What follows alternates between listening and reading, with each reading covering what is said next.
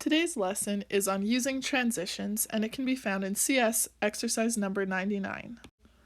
Transitions are words or phrases that help to connect one idea to another. The first type of transition words are words that show order, such as first, second, third, fourth, next, or finally. There are also transition words that show a time sequence, such as after a while, afterward, at last, during, eventually, immediately, in the future, in the past, later, meanwhile, soon, today, tomorrow, next week, yesterday, until, resulting in, causing, or when. The third type of transition words that we'll look at are words that show importance. So this could include the least important, the most significant, that alone, a major reason, a minor factor.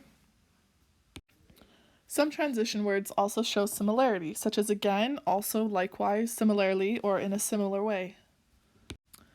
The reverse is also true. Transitions can be used to show differences, such as one difference, instead, yet, however, or despite this. Some transition words show location, such as above, across, along, around, behind, below, beneath, beyond, near, here, there, inside, outside, in front of, in back of, on top of, or opposite. Transition words can be used to emphasize or reinforce something. You could say again, also, in addition, or besides. Transition words can also be used to clarify. For example, for instance, in other words, or for this reason.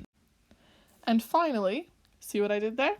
Transition words can summarize, such as in conclusion, in summary, in general, or in the long term. For this assignment, I will only be asking you to do part A.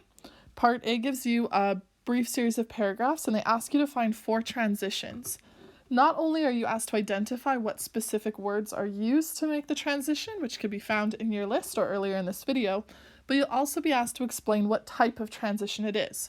So if they say finally, you need to also state that that shows order. I will have created a Google form for you to actually put this straight into instead of writing it in your notebook. So if you don't want to duplicate the work, you can just put it straight into there.